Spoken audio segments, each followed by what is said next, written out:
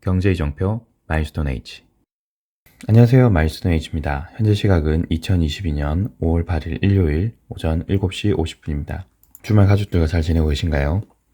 결국에는 어제 컴퓨터를 바꿨고 새로운 친구를 영입했습니다.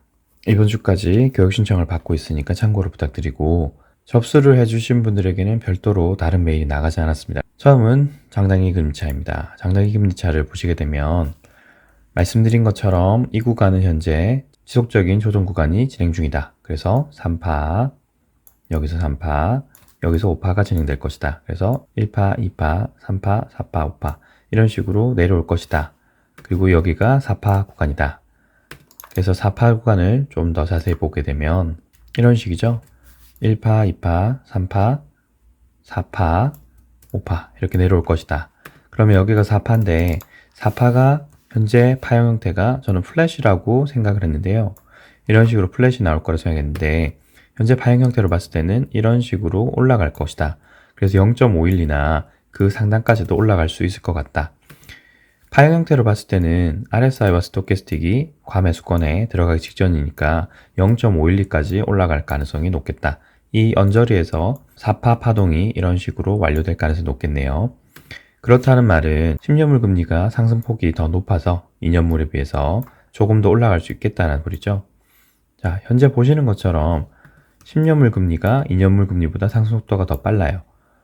그리고 현재 2년물 금리는 정책금리 영향을 더 받기 때문에 현재 2.741이라는 것이 페드워치 툴에서 보실 미래 수치와 어느 정도 맞아떨어지는지를 보시면 좋을 것 같습니다. 그러면 0.512 수준에서 더 올라갈지 혹은 더 올라가지 못하고 여기서 5파를 만들면서 떨어질지를 알 수 있겠죠. 제가 봤을 때는 0.512까지는 더 올라갈 거니까 0.512까지 가는 동안에는 10년물 국채금리 상승 속도가 좀 더 빠를 거니까 2년물 국채금리는 조금 더딘 상승을 보일 수 있겠다. 그리고 현재는 0.27을 보여주고 있다. 페드워치 툴을 가서 보시도록 하시죠. 페드워치 툴에서 올해 연말까지의 금리 상승 추세를 보게 되면요. 현재는 300에서 325bp가 가장 높은 43% 확률로 보여주고 있습니다. 해당 수치 같은 경우는 한 달 전만 하더라도 6.6%로 굉장히 낮았어요. 그리고 한 달 전만 하더라도 250에서 275bp가 40.7% 확률로 가장 높았는데 현재는 50bp 정도가 올라가서 예상 수치가 300에서 325bp가 가장 높다. 트레이딩 뷰에서 봤을 땐 2.74였죠. 2.74를 2.75 정도로 보게 되면 약 25bp, 25bp가 더 올라가든지 혹은 50bp까지도 더 올릴 수 있다. 그래서 2년물 금리가 이 수준 정도까지 올라가긴 할 건데, 즉 25에서 50bp 정도가 현재 수준보다 더 올라가야 될 것 같긴 한데 아직까지는 2년물 국채금리 속도보다는 10년물 국채금리 인상 속도가 좀 더 빨라서 한동안 장단기 금리차는 이런 식으로 올라갈 수 있겠다. 그렇게 보는 게 맞을 것 같습니다. 페드워치 툴에서 현재까지 볼 수 있는 게 2023년 7월이죠. 7월까지 보게 되면 350에서 375bp가 가장 높다. 30.9%네요. 내년 기준으로 보게 되면 미국 금리가 대략 4%대에 이를 수 있겠다. 400bp가 가까우니까요. 그러면 한국은 최소 6%, 5에서 6% 정도의 금리를 보일 수 있겠네요. 이게 국채금리이기 때문에 시중은행 금리는 여기서 1, 2%를 더 올라갈 수 있겠죠. 즉 대출을 하신다고 하면 최소 7에서 8% 정도까지 나올 수 있겠다. 주택담보대출도 이 정도까지 올라갈 수 있겠죠. 이 정도까지 올라간다는 말은 조달 비용이 굉장히 높아진다는 소리예요. 돈을 빌리는데 최소 7, 8% 정도의 이자를 내야 되기 때문에 어떤 사업을 하든지 간에 최소 7, 8% 이상의 수익을 내야지만 돈을 벌 수 있는 겁니다. 조달금리가 이런 식으로 올라간다면 과연 주식과 주택이 그 가격을 버틸 수 있을까? 결국에는 경기가 하락 국면으로 들어갈 가능성이 높다라고 저는 여전히 보고 있습니다. 앞서 보여드린 지표들은 연말 또는 내년 중순이기 때문에 지속적으로 경기가 이런 식으로 하락 사이클을 탈 가능성이 높겠죠. 주식과 주택 모두 다에 대해서 말씀드리는 겁니다. 자, 그래서 여기서 볼 수 있는 장단기 금리차는 이런 식으로 올라가면서 4파 조정 구간을 마무리하고 다시 내려올 것이다. 어느 순간에는 2년물 국채금리가 상승 속도가 빨라져서 페드워치 툴에서 보셨던 300bp나 325bp까지도 올라갈 수 있겠다. 그렇게 되면 이 구간이 이런 식으로 나오겠죠. 올라갈 동안. 그렇게 보고 있는 상황입니다.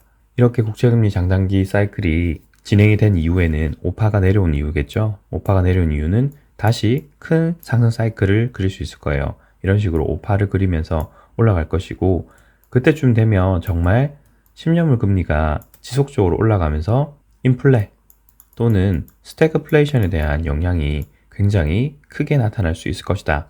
여기서부터는 정말 준비를 지속적으로 하지 않는다면 장기적인 상승 사이클을 대비할 수 없을 거다. 여러분에게 제가 지속적으로 말씀드리는 준비하셔야 된다. 그 구간이 도래하는 것입니다. 다음은 코스피 200입니다.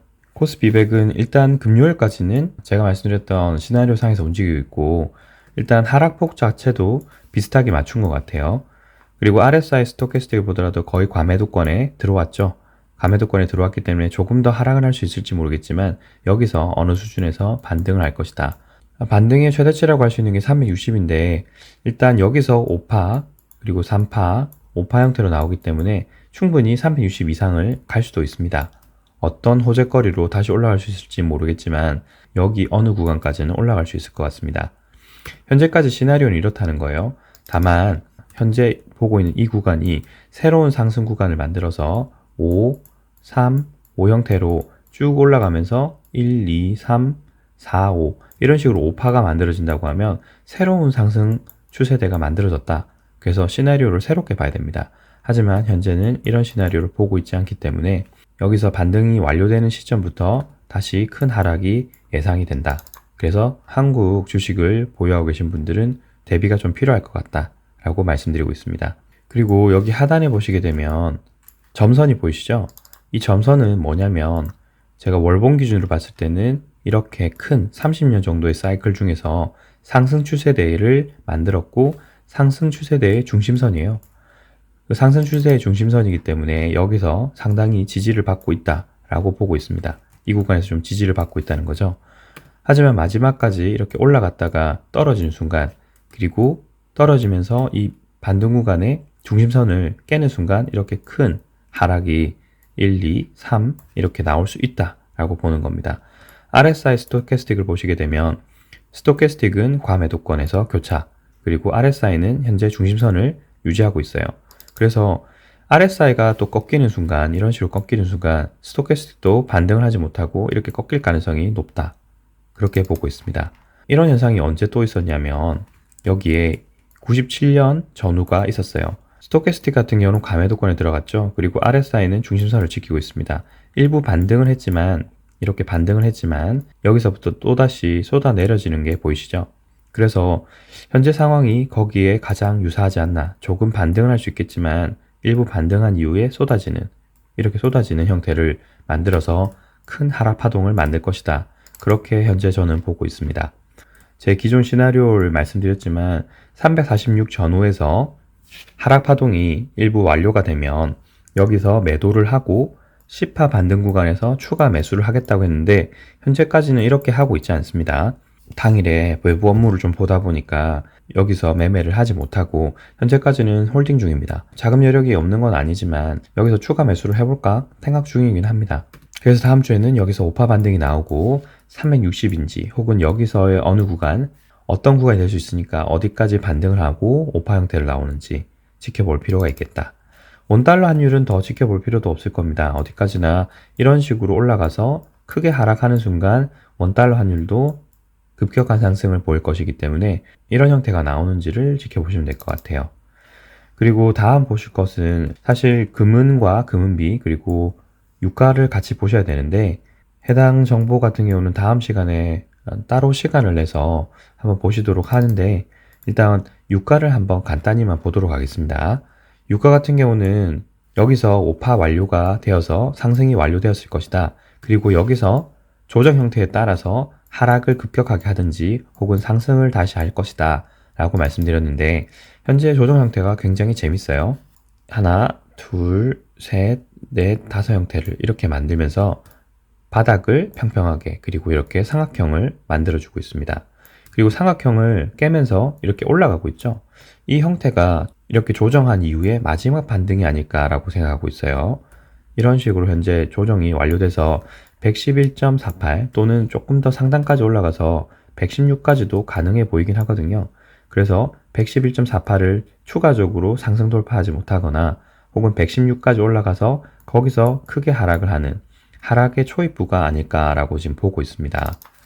일본 기준으로 보게 되면 현재 RSI와 스토캐스틱이 이 구간에서 스토캐스틱은 과매수권에 들어왔고 RSI는 상단을 조금 열어두고 있어요. 그래서 조금 더 올라갈 수 있지 않을까라고 생각하고 있는 거고 여기서 마지막 반등한 이후에 크게 쏟아질 수 있다. 저는 그렇게 일단은 보고 있습니다. 트리플 라인을 기억하실지 모르겠지만 트리플 라인을 보시더라도 이게 한국 증시와 거의 맞아떨어진다면 한국이 쏟아질 때 유가도 같이 쏟아지겠죠. 그래서 여기서부터는 큰 하락 파동을 보일 수 있겠다. 교육 수강하신 분들에게는 이런 식으로 지금 엘리어트 파동이 왜 이렇게 진행이 되는지, 여기서의 시장 심리는 무엇인지 이런 것들을 좀 더 말씀을 더 드릴 거예요. 사실 이런 파동은 거의 20년, 파동을 접한 건 한 10년 정도이고 그 전까지 20년까지를 생각을 해보면 그렇게 흔하지 않은 파동이라고 생각해요. 지금 제가 보고 있는 파동 형태가 맞다면 이런 파동 형태는 굉장히 보기 드문 형태입니다. 그래서 케이스 스터디를 해볼 만큼 중요한 케이스라고 보고 있어요. 그리고 이게 제가 보는 형태가 맞다면입니다. 그래서 유가 같은 경우도 굉장히 중요한 케이스를 보여주고 있고 여기서 일부 반등을 하더라도 크게 쏟아질 수 있다. 조심해야 된다라고 보고 있습니다. 월봉 기준으로 보더라도 굉장히 재밌는 또 시그널을 보여주고 있어요. 여기 보시게 되면 시그널이 한번 겹쳐지고 나서 과매수권에서 하락을 하고 있죠. 하지만 RSI 같은 경우는 상승을 하고 있습니다. 보조지표 같은 경우는 두 개가 서로 다른 시그널을 보여주고 있기 때문에 여기서 어떤 시그널 전환을 보여줄 수 있다. 조금 더 기다려 볼 필요는 있지만 시그널 전환이 될 가능성이 높다라고 저는 보고 있어요. 그래서 내려오지 않을까라고 지금 보고 있습니다. 여러 가지 정황상이에요. 그리고 금은과 금은비 같은 경우도 제가 봤을 때는 일부 시그널을 보여주고 있습니다. 어떤 시그널이 있을지는 교육 수강하신 분 위주로 다시 한번 나중에 말씀을 드릴 수 있도록 할게요. 그리고 저는 현재 여전히 금은 같은 경우는 보유입니다. 이렇게 경기가 하락하는 와중에는 아마 금리가 계속 올라갈 거예요. 그러므로 인해서 금은 같은 경우는 가격이 좀 떨어지거나 조정을 받을 수 있지만 여전히 저는 보유를 해야 된다. 더 강력하게 보유해야 될 이유가 생긴다라고 말씀드릴 수 있을 것 같습니다. 그리고 마지막으로 보실 것은 나스닥입니다. 나스닥이 조금 더 설명드릴 게 이번에는 많을 것 같은데요. 아마 여러분도 되게 고민을 많이 하고 계실 시황이라고 생각해요. 간단히 제가 보고 있는 옵션이 두 가지가 있지만 확률이 여전히 높다라고 생각하는 옵션은 하락 1파 이후에 여기서 조정 구간이다. 그런데 조정 구간이 이런 식으로 저는 나올 거라고 보고 있어요. 여기서 기존까지는 플랫 형태가 나올 것이다. 즉 이런 식으로 1대1로 나올 것이다 라고 봤는데 현재는 하락이 조금 더 깊게 나왔죠. 그래서 엘리어트 파동 이론의 원서를 조금 더 볼 필요가 있습니다. 여전히 저는 여기서 2파 조정 구간이고 조정이 어느 구간에서 나오든지 간에 조정 완료한 이후에는 이런 식으로 크게 내려간 파동이 5파 형태로 나올 수 있겠다. 그래서 이런 식으로 1파, 2파, 크게 3파 내려오고 4파, 5파 계속 내려가는 형태가 나올 것이다 라고 저는 생각하고 있습니다. 그래서 여기서 나오는 2파 파동이 어떤 식으로 나오느냐, 엘리어트 파동 이론의 원서를 좀 봐야 될 것 같아요. 왜냐하면 여기서 기존 저점을 또 하회하면서 파동이 나오고 있죠. 제가 보고 있는 형태는 이렇습니다. 현재 여기가 5파 그리고 3파 5파 이런 식으로 나오고 있지 않은가라고 생각하고 있어요. 원서에서는 여기서 이게 3파 5파 이런 식으로 나오고 있는데 여기가 5파든 3파든 크게 상관없이 마지막은 한 번에 반등이 5파 형태로 무조건 나와야 된다라고 저는 보고 있어요. 그래서 여기서 제가 파동 형태를 여전히 N자 형태로 3파로 보고 있다라고 말씀드리는 겁니다. 자, 일단 엘리어트 파동 이론의 원서를 보시도록 하시죠. 엘리어트 파동 이론의 원서를 보시게 되면 말씀드렸던 형태로 나오고 있죠. 이런 형태입니다. 그래서 B파가 원 시작 시점보다는 더 아래로 내려왔지만 다시 어떻게든 올라갈 것이다 라고 보고 있는 거예요. 여기서는 3파, 3파, 5파 이런 식으로 보여주고 있습니다. 그래서 제가 여기서 이 파동이 3파다. 그래서 마지막은 짧게 나오더라도 5파가 나와야 된다 라고 보고 있는 거예요. 엘리어트 파동 이론 같은 경우는 굉장히 좀 많은 설명이 필요합니다. 그리고 케이스 스터디를 굉장히 많이 해야 돼요. 그래서 단순하게 시황 분석을 게시글로 올려드릴 때는 이런 얘기들을 할 수가 없습니다. 엘리어트 파동 이론 같은 경우는 많은 시나리오들이 나올 수 있기 때문에 절대로 게시글로 지속적으로 말씀드릴 수가 없어요. 그래서 시황분석 같은 경우는 게시글로 계속 한다는 것 자체가 무리입니다. 불가능하고, 이런 것들에 대해서 추가적인 설명을 계속 드린다고 하더라도 내용을 들으시는 분 자체가 엘리어트 파동 이론에 대한 충분한 인지가 되고 있지 않다면 서로가 얘기를 해봐야 무의미한 대화밖에 안 돼요. 그래서 교육을 들으시는 분들에 한해서는 교육을 들으실 때는 제가 영상도 올릴 것이고 라이브 방송을 통해서 개별 질문도 받고 그리고 시황 분석도 같이 해볼 겁니다. 이런 것들을 해보지 않으면 향후에 어떤 일이 어떻게 일어날지 시장을 읽을 수가 도저히 없어요. 그리고 교육을 하는 목적 자체가 여러분이 스스로 경제에 대해서 해석을 하고 경제에 대해서 일어나는 내용들을 향후에 예측을 할 수 있도록 어느 정도 시나리오를 그려보는 연습을 할 수 있게 하기 위한 겁니다. 언제까지 유튜브를 찾아다니시면서 시시각각 일어나는 변화에 대해서 누군가가 설명해 주기를 바라실 거예요. 그러시면 절대 안 되거든요. 무조건 자기가 시장을 돌아가는 상황을, 그리고 경제가 돌아가는 상황을 이해하고 자신의 자산을 충분히 지킬 수 있도록 스스로 결정할 수 있어야 됩니다. 그것이 제가 하고자 하는 교육의 최초 목적이에요. 그래서 이번 주까지 교육 수강을 받을 거니까 기회를 놓치지 않으셨으면 하는 바람입니다. 그래서 제가 보는 이런 관점들을 봤을 때, 그리고 파동 해석을 봤을 때는 여전히 마지막 우파가 남았다. 그리고 여기서는 3파로 진행되고 있을 것이다 라고 보는 겁니다. 근데 3파인데 어떻게 이렇게 내려갈 수 있느냐? 간단합니다. 여기서는 5파, 그리고 3파, 5파로 내려오기 때문에 여전히 5파가 지속이 될 수 있는 거예요. 1시간봉 기준으로 보겠습니다. 5파를 보게 된다면 이런 식인 거예요. 1파, 2파, 여기서 3파인데 여기서 파월의 연설, FOMC 때문에 4파 형태가 좀 더 복잡하게 나온 겁니다. 하나, 둘, 셋 이런 식으로 해서 4파가 조정 형태가 좀 더 길어지고 마지막 5파 형태가 나올 수 있는 거예요. 그래서 5파가 조금 더 내려갈 수 있을 겁니다. 그리고 파동 형태가 완전한 5파가 아니죠. RSI 스토캐스틱을 보더라도 현재 과매도권에서 올라오고 있어요. 바닥을 지지하고 있기 때문에 제가 봤을 때는 조금 더 내려오거나 혹은 여기서 조정을 마무리하고 올라갈 수 있을 거예요. 즉 다음 주부터는 어느 지점이 됐든 간에 하락을 어느 정도 지지를 하면서 5파 형태를 나오는지 1, 2, 3, 4, 5 이런 식으로 5파 형태가 나와서 오른쪽에 있는 어느 구간까지 올라가는지를 지켜보셔야 될 것 같습니다.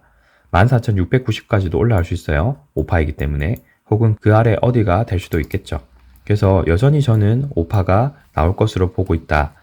물론 여기서 지지되는 구간이 주요 지지 구간인 12,208까지도 내려올 수도 있고요. 그 언저리 여기 어디에서 지지를 받는지를 확인해 보실 수 있을 것 같습니다. 조정 파동 같은 경우 특히 지금같이 시황 전체가 바뀌어지는 어느 시점에는 예측하기가 상당히 쉽지가 않은 것 같아요. 원래는 제가 봤을 때 이런 식으로 플랫 형태가 나올 가능성이 높다. 시장이 굉장히 강했고 파월이 50bp 이상을 올릴 수 있을 어느 시점이 올 거다라고 보고 있기 때문에 그 전까지 즉 50bp 이상을 올리는 시점까지는 시간이 조금 더 있기 때문에 저는 5파 파동이 나오면서 플랫이 이런 식으로 나올 거라 생각했는데 강력하게 지금 시장이 심리적으로 반응을 하면서 더 내려오고 있어요. 그래서 이렇게 조정 파동이라는 게 해석하는 게 참 쉽지가 않다. 그렇게 일단은 생각합니다. 여전히 주식을 하면서 조정 파동은 해석이 정말 쉽지 않은 것 같아요. 이런 식의 조정 파동이 예측하기가 쉽지가 않습니다. 저 역시도 여전히 이런 파동은 공부를 많이 해야 돼요. 엘리어트 파동 같은 경우는 시간 개념이라는 게 없고 그리고 피보나치 수열이라는 걸 이런 식으로 이용을 하죠. 하지만 이게 100% 맞는 게 아니기 때문에 충분한 시간을 들이면서 저 같은 경우는 시간에 대한 연구도 좀 하고 정확도를 더 올릴 수 있는 이런 케이스 스터디를 좀 더 해야지 완성도가 좀 더 높아질 것 같아요. 오늘은 5월 8일 어버이날입니다. 가족들과 즐거운 주말 보내시고요. 주말 동안은 투자에 대한 모든 생각, 이런 생각들을 잊으시고 푹 쉬시길 바라겠습니다. 오늘 영상은 여기까지입니다. 시청해주셔서 감사합니다. 이상 마일스톤 H였습니다. 감사합니다.